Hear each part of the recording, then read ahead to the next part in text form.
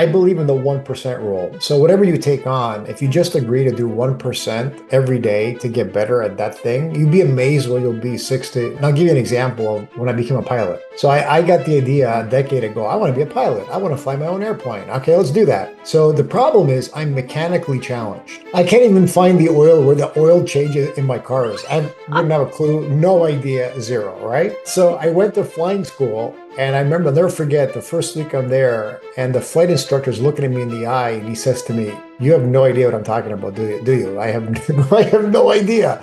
But I just follow the 1% rule. And within a year, I was flying my own airplane from Canada to across the US to Nassau, landing in the Caribbean all by myself. I'm going through clouds, going through that. I learned mapping, I learned the airplane, I learned everything. And from there on, I just took off and was able to fly anywhere. But the 1% rule, I really believe in the 1% rule. There's lots of great books on it that talk about it. But with that, I believe you can learn anything. Welcome to the Super Clinic Project Podcast, where we take regular clinic owners and turn them into cash-based multimillionaire entrepreneurs. Warning, if you're a doctor who listens to this podcast regularly, you will make millions of dollars. Do not listen to this podcast unless you want to be a successful clinic owner who helps thousands of patients achieve their health goals and adds more money than you can imagine to your bank account. You've been warned.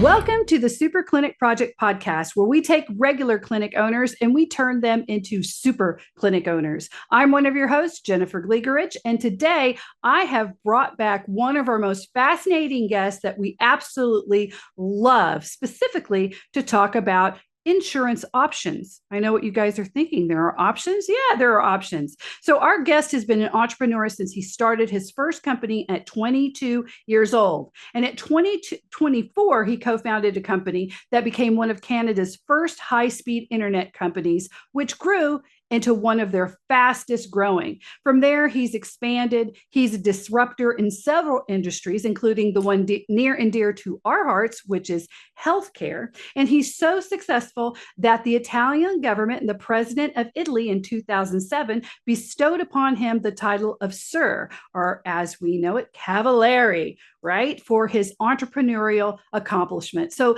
let us give another big Super Clinic Project welcome to Cavaliere, Franco LoFranco, who's back on the show today. Welcome back. Oh, thank you. I love I'm going to keep coming on just so you can introduce me every single time. That's the only reason why I'm going to get on. It's easy. It's easy to introduce you because you're so lauded. You have all this stuff, and that's not even all of it, right? I just like picked and choose. I probably should have picked and choose even more different ones. You have done so much. It's like incredible. You've lived several lives. Well, it's interesting, Mike. I believe in the 1% rule. So whatever you take on, if you just agree to do 1% every day to get better at that thing, you'd be amazed where you'll be and I'll give you an example of when I became a pilot. So I got the idea a decade ago, I want to be a pilot. I want to fly my own airplane. Okay, let's do that. So the problem is I'm mechanically challenged, right? Like I can't even find the oil where the oil changes in my cars. I wouldn't have a clue, no idea, zero, right?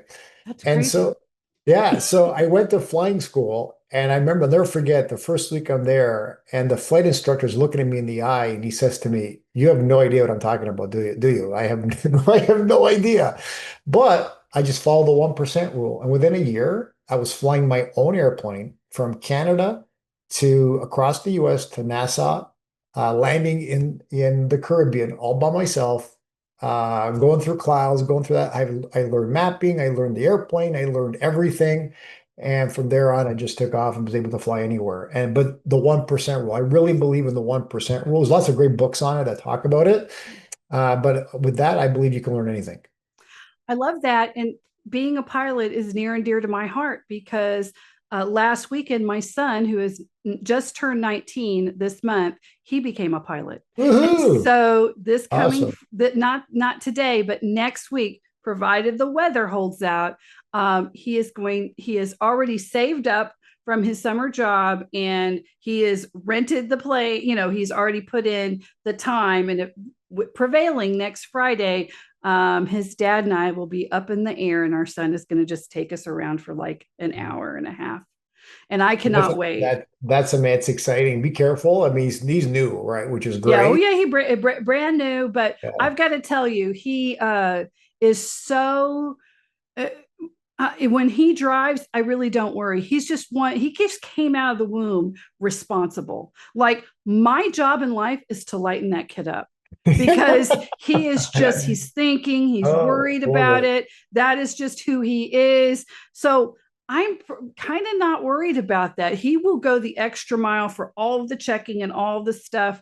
He's just always been super responsible. My That makes the daughter's on the perfect other, pilot. That's the yeah, perfect pilot. yeah, Yeah. my daughters, no.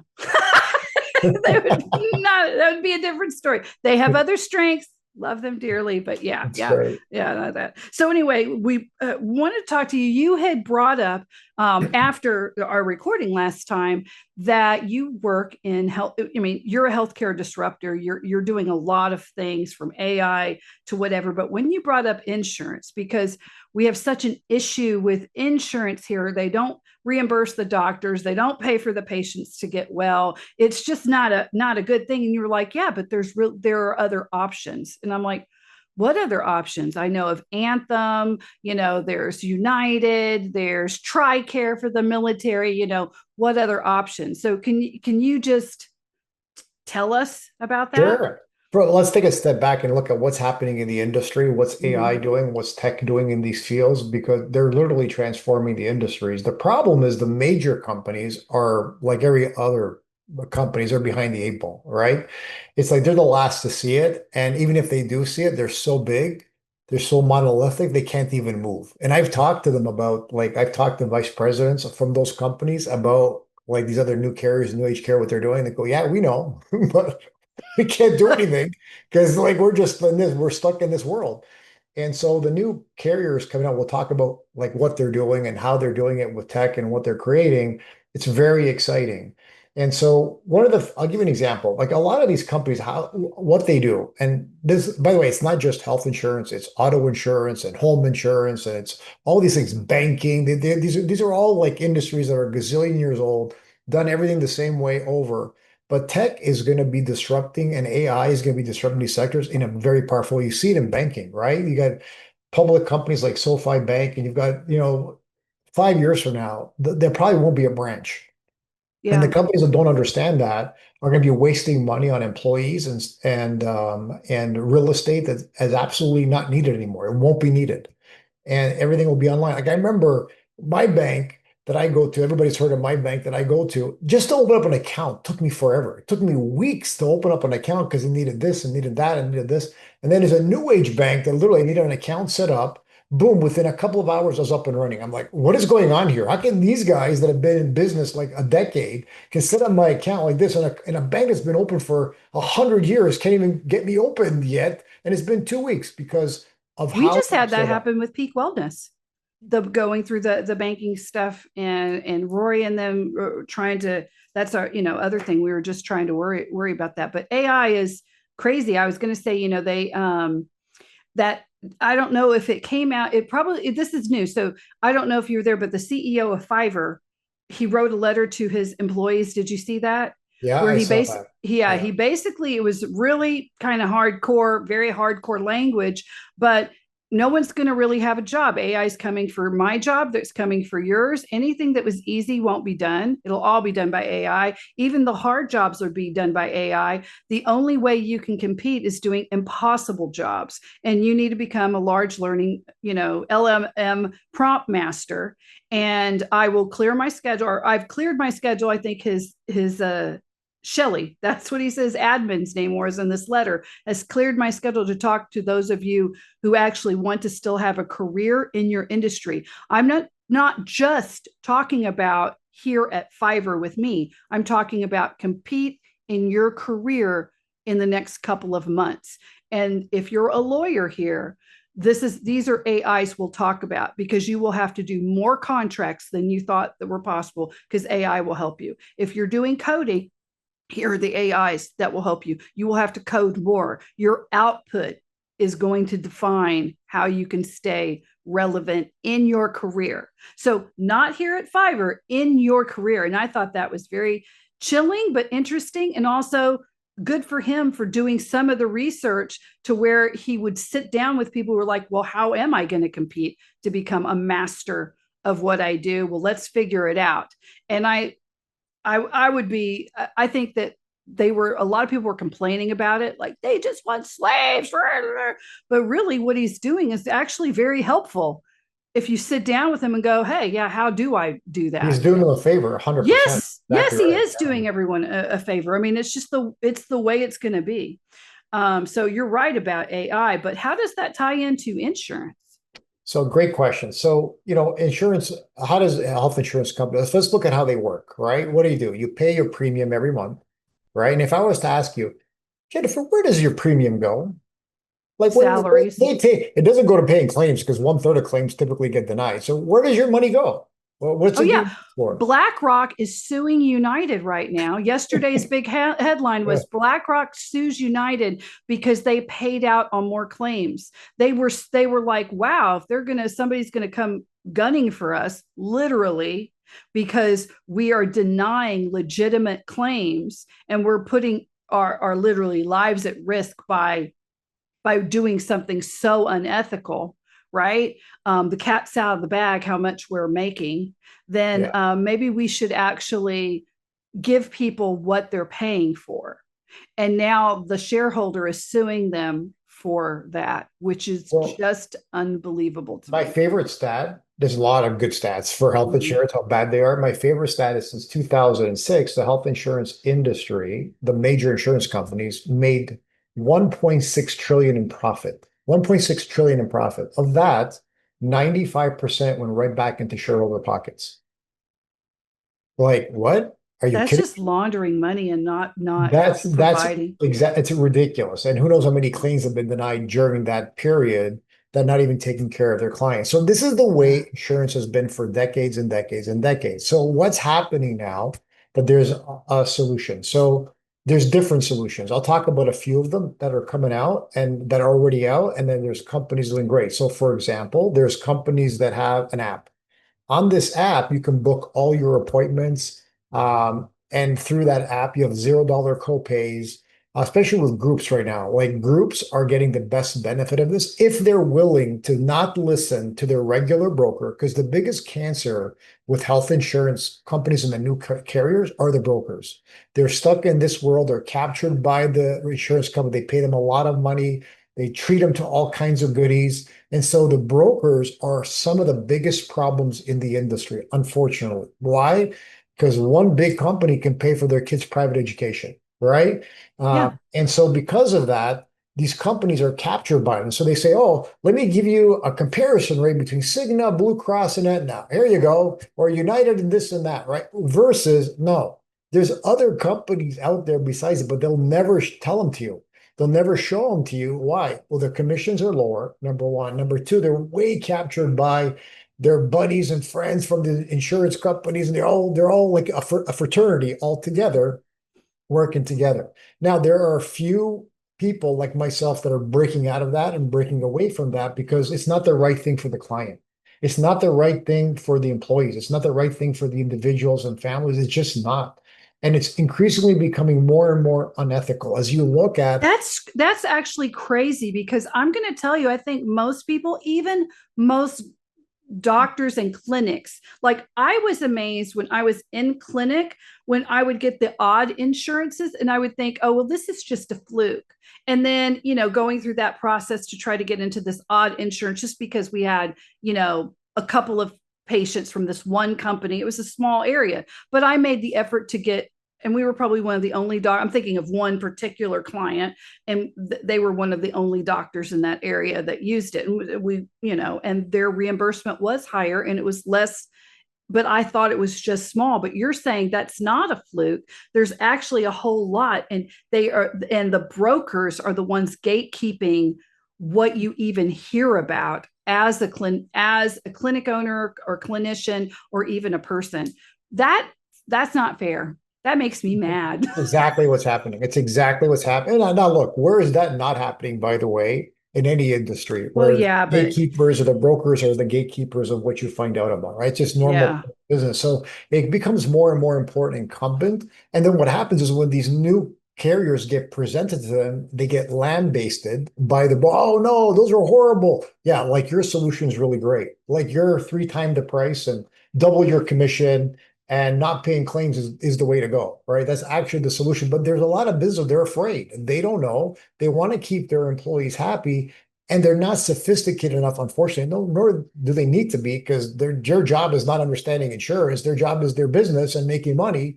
But because of that, it goes against them. It hurts them because they're not able to see what's legitimate and what's not based on what their broker tells them. So the new carriers coming out, they got some really exciting stuff using tech. Like this one app, this one company uses, literally you get $0 copays. You get $50 MRIs.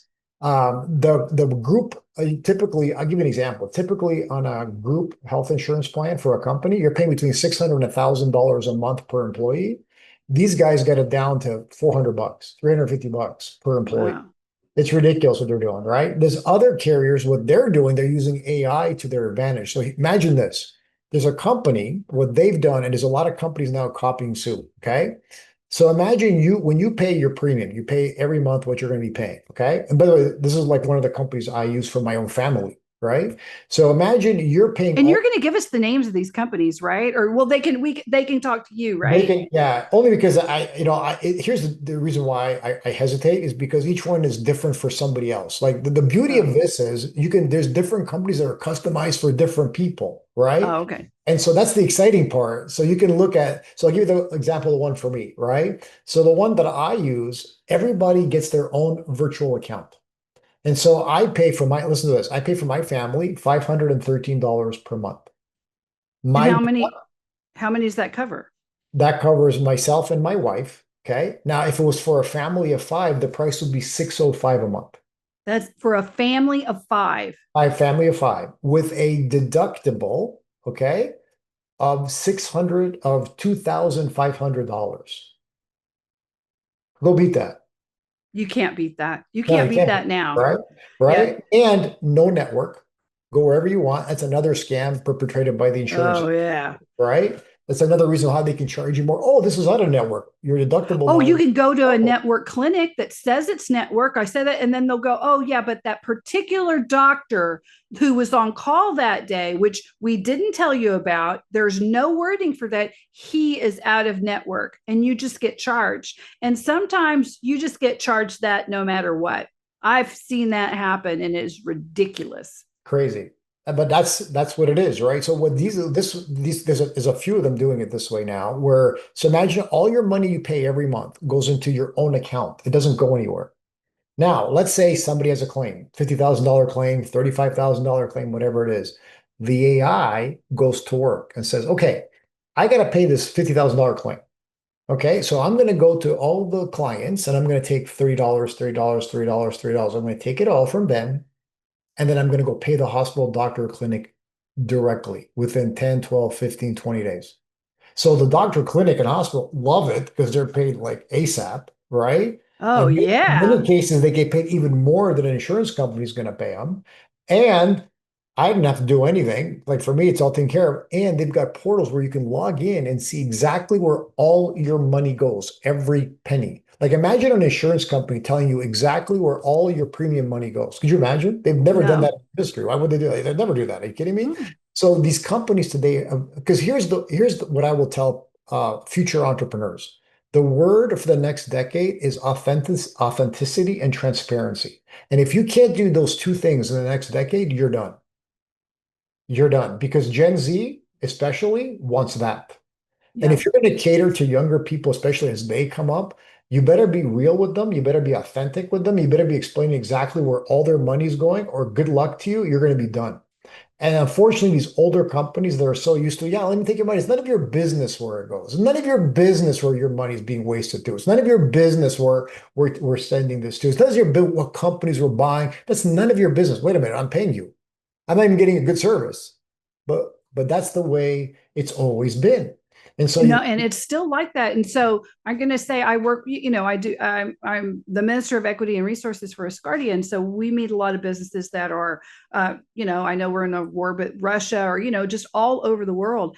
And in many other cultures, you're not even allowed to ask questions without it being a serious cultural offense to go against a business owner, to even say, well, do you have a P&L or something like that? You're not even allowed to ask that, or some diplomatic person will go, oh, you can't ask him for that. And I'm like, but they're needing funding for all this to do something. And why can't I? I mean, I had to go through a whole protocol thing just for that. And I thought, man, I thought our corporations were bad.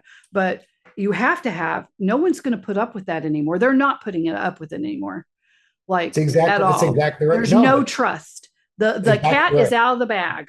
And I'll tell you what, people will laugh at this, but I go back to when crypto started. That started this whole trend of authenticity and transparency and what's really happening and all that stuff, because people are now getting used to decentralized systems where there is none of this gatekeeper, none of that happening here. People, that's the world that people want.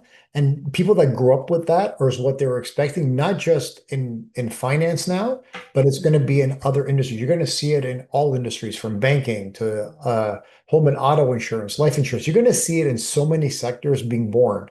And it's going to cost, guys, I tell people this all the time. If you understand that, you can make so much money in those sectors over the next decade if you get that. And I get would definitely want to know how to invest in insurance specifically, because the people that will get transparency in like homeowners insurance, and all these, I mean, you think about, we were just talking about, there were bad storms that came through, and I was worried about my internet, and really it was my power going out that then would affect everything else. And he was like, oh, I couldn't live in storms. That's what you were saying. And just in storm prone areas, though, the lack of transparency with everything involving that process for people, and they prey upon, the older the people are, the more they get lied to and the more they get screwed over on these policies.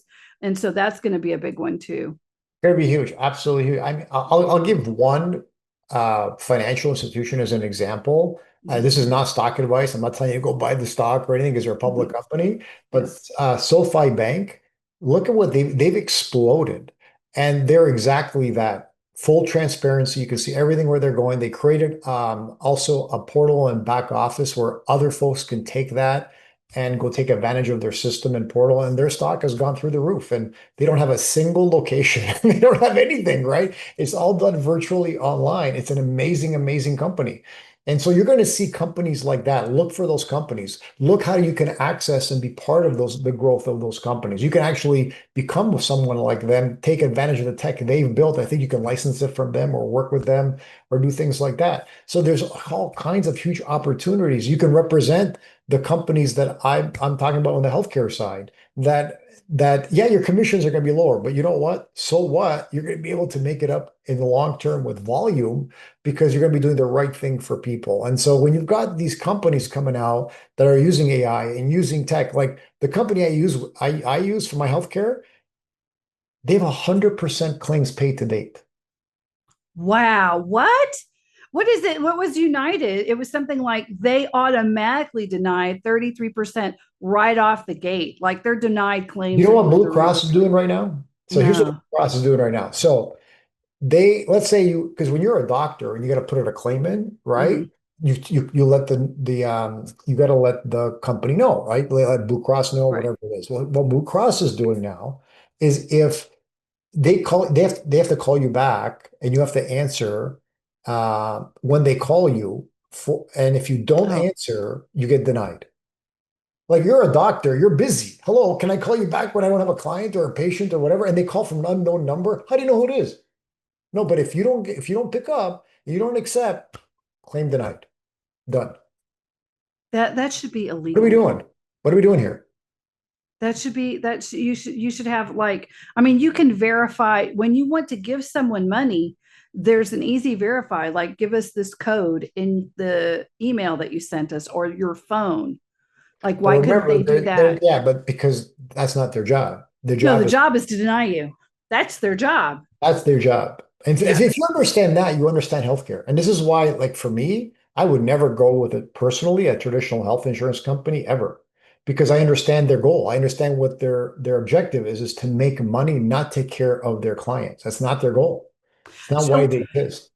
where, what comes first, the chicken or the egg in the cycle? So if you're like a doctor going, okay, now that I know this, how do I get it out there to where I can actually make a business out of it, but I can't, maybe they can't sell the insurance because then, there's all these rules and stuff like that. But how do I get this out there to where patients can actually utilize this insurance? Like, what would be your advice? You're a doctor in a clinic, you have all these rules on how you advertise, solicitation, barratry laws, all this for you, but yet you want to get away from mainstream and start getting several options for different ways, but yet the patients don't know about that. So what would you suggest is how we can, I guess, fight back or, That's a give, great question. So yeah. for a lot of these carriers, they have a way where you can be the broker of record with them. And you could even, if you want to be a clinic or you can promote it and they'll even pay you for that because most of them do zero advertising and marketing.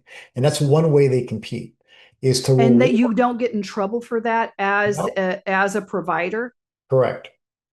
That doesn't go against any medical, because there's all hand in hand. I'm thinking about all that backroom We political have tons of folks doing that. lobbying. Yeah, we have tons of folks doing right now. Obviously, they can't be lying or making up stuff about what the product Well, is and yeah. how it works, but they're more than able to and allowed to do that. So they could go and get set up with a couple and say, we're a provider of this, we are no longer accepting that. If you want to look at different insurance options that'll actually help you get the care to get it, then these are the ones that we use. They could say that Yeah, and then sign them up, exactly. and we'll sign you up a That we clinic. recommend. These are the ones that we recommend. So they can Yeah. totally see that. Yeah, exactly right. And so there's a Okay. lot of companies that they can do that. And look, if I were them, I would be doing that all day because why would I want to Dude, I'd be doing that all day. yeah, it's exactly right. Like, why would I be recommending something, hey, that's not going to pay me? Number one, it's out of my own self-interest. I want to get paid. And if I can get paid more, that's even fantastic. Like a lot of these And they'll primary, actually cover things that I know will get a patient well. I'll give you an example. There's one company, listen to what they do. This is brilliant. Mm-hmm. So they want their members well. I'm not convinced health insurance companies want their members well because No. remember, one of their biggest profit centers is what? The pharmaceutical side, right? So Mm-hmm. if you're on drugs, they're more than happy. Okay. Mm-hmm. So there's one company that pays. So let's say you have a gym membership. You go to the gym. Okay, cool. You have supplements you use. You have anything that makes you healthy, meal plans, primary caregiver, anything that does that, they'll take $150 a month of that and apply it towards your deductible. Really? I Yep. would think that would be a losing venture, but you're saying that it isn't for them. No, because for them, they exist to pay claims. So if they exist to pay claims, then they want you healthy. Oh, so they're taking that and they're getting it back, but yet they're going to be paying less claims because healthier people are going to gravitate to that. Exactly right. It's exactly right. And this company was so successful doing that, they added dental and vision included in that price that they were paying because they became so great at making people be healthy. Because think about it, our incentives are all wrong. Our Yeah. incentives are to make people sick. Now we've got RFK Jr., thank God he's there helping out, trying to make people healthy again and doing all the right things. Now he's got a big job in front of him. He's got like decades Yeah. of corruption to deal with. But the problem is we've got to be able to make better decisions, create a better context. And that context needs to be how do we keep people healthy, not get them sicker, which has been what it's been for this country for the longest time. Yeah, but if you're on a board of directors, like let's play devil's advocate on that, just because we're talking about it Sure. now. So what you'd say, well, then how do we know that the healthy people aren't just going to stop coming because they feel like all the unhealthy people will just glom onto the us and they won't utilize it, right? Like I'm just trying to think of how could that get messed up. But I guess if you're consistently rewarding people to get gym memberships and do things like that, and you make it so positive for them, then even the unhealthy people will eventually become healthier because they're getting too big of an incentive.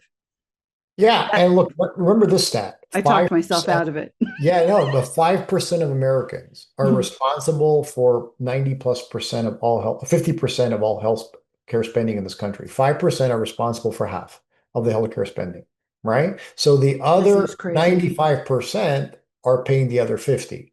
So the problem is what a health insurance company does, they have to spread the risk out, right? That's what they have Mhm. to do, right? Versus you're never paying for what your health is. You're paying for what the sickest people health is. That's what you're doing and what you're subsidizing. But a lot of these new carriers are doing it goes, no, they're not our responsibility. That 5%, maybe the government should take care of them. Maybe there should be a separate pool for those people that they want to be sick or they want to do whatever the decisions they make. That's cool. But we should have Or a they different, can't help it. They're a child. that's They're a right. child who got Yeah. cancer, So or one of these and things, yeah. So one of yeah. these things, and the government does take them on, and they probably should be. It's probably to get better care with them. I'd And rather have my taxes go to that than to go promote some bizarre social program in a country that I can't even name. exactly, like The what better? USA, those programs. I mean, I don't care how you want to live your life and all that, but I don't think that they should have a class to teach children that maybe they could be a cat when they grow up in, Nebuliu somewhere. I mean, what we New were country. spending You're the money president on. of Namabuyo. Yes, it was crazy. It's just nuts when you see, and it's all money laundering because you go to those countries like, did you get money for that? Were you teaching them this? And they look at you like you're nuts. They're like, we couldn't do that here because we're in this patriarchal religious society and we'd get killed if we did that. So none of that ever happened, and there was nobody willing to sacrifice their whole life to do that. So where did all that money go? That I Yeah. mean, and the fact that they're mad at the people asking that question just blows my mind. It's but that's neither here nor there. We're talking about insurance, and I can go off on different things. So But that's it's all fascinating. related because it's really again, it's our context. What are we putting our Mhm. money towards? What are we using our money for? Are we helping it to take care of the sickest people? No, we're not doing that, right? We're not Right. doing it in a compassionate, efficient way, unfortunately, right? And And we so can all make choices that change it. And if we all start making these choices that not just help us, make better choices for us, make better choices and expose people to these better choices that literally people are gatekeeping from them, not even telling them that they exist, then we can change the world. So the buck does stop with us individually from hearing this and then going, you know what, I'm gonna call up Sir Franco LoFranco and find out more. yeah, and it's funny because last year I spoke with a lot of companies. And I basically told, by the way, your rates are going to go up 18%, 20%, and our rates were already half. And because the companies I recommended wasn't one of the big five, no, that seems dangerous, seems sketchy. I go, oh, you're more than welcome. Spend more money and listen to your broker, knock yourself out. And the funny part was that now they're all calling me back. Okay, you know what? Like, what's our rate now? And the rates for these companies hasn't gone up this year at all. And for the other carriers, they're going up again. And they're like, we can't handle this anymore. I said, oh, now you want it, right? Like now, like you reach, well, this is crazy.